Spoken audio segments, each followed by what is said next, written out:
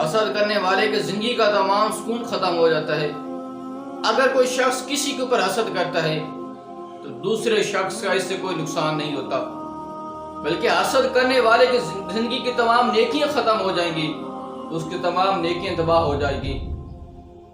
حضور کریم علیہ الصلوۃ والسلام نے ارشاد فرمایا ایاکم والحسد فإن الحسد یاکم الحسنات کما تاکل النار الحطب، کہ حسد سے بچو، یہ نیکیوں کو اس طرح کھا جاتا ہے جس طرح آگ لکڑی کو کھا جاتی ہے۔ تو حسد سے بچیں، یہ ایسی بیماری ہے کہ جس سے زندگی میں جتنے نیک عمل کیے ہیں وہ سارے برباد ہو جائیں گے۔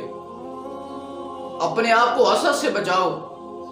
حضور کریم علیہ الصلوۃ والسلام نے ایک بڑی خوبصورت مثال دے کر فرمایا ہے کہ حضور نے ارشاد فرمایا اگر الوا درخت کے کچھ ٹکڑے شہد کے اندر ملا دیا جائیں، الوا درخت بڑا کڑوا ہوتا ہے اور شہد سب سے زیادہ میٹھا ہوتا ہے، تو حضور نے ارشاد فرمایا اگر الوا درخت کے کچھ ٹکڑے شہد کے اندر ملا دیا جائیں تو وہ شہد کو خراب کر دیتا ہے، شہد کو وہ کڑوا کر دیتا ہے۔ حضور نے ارشاد فرمایا اگر الوا درخت کے ٹکڑے شہد کے اندر ملا دیے جائیں تو وہ شہد کو تباہ کر دیتا ہے۔ اسی طرح جو آدمی حسد کرتا ہے اس کا ایمان تباہ ہو جاتا ہے۔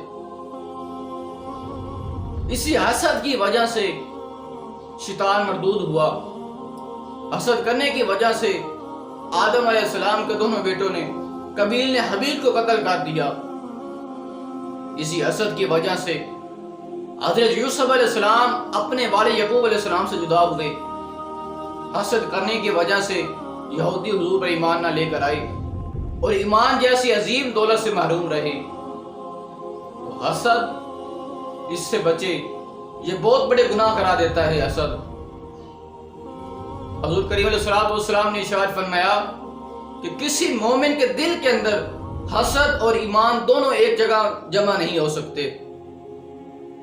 اور حضرت امام غزالی رحمۃ اللہ علیہ نے منہاج العابدین کے اندر لکھا ہے کہ حضرت سیدنا ابو یعقوب رحمۃ اللہ علیہ نے اللہ تعالیٰ کی بارگاہ میں دعا مانگی، فرمایا اللہم صبرنا تمام النعیم علی عبادک، کہ یا اللہ ہمیں اپنے بندوں کی نعمتوں پر صبر عطا فرما کہ ان کے اوپر حسد رحم کریں۔ اگر کوئی شخص کسی کے اوپر حسد کر رہا ہے، میرے اعلیٰ حضرت رحمۃ اللہ علیہ فرماتے ہیں اگر کوئی شخص کسی کے اوپر حسد کرتا ہے تو وہ اس پر اعتراض نہیں کر رہا بلکہ وہ اللہ کی تقسیم پر اعتراض کر رہا ہے، کیونکہ حسد اسے کہتے ہیں اگر کسی کے پاس زیادہ مال و دولت ہے، کوئی چیز ہے، تو بندہ حسد کرتا ہے کہ اس کے پاس ختم ہو جائے یا میرے پاس آ جائے۔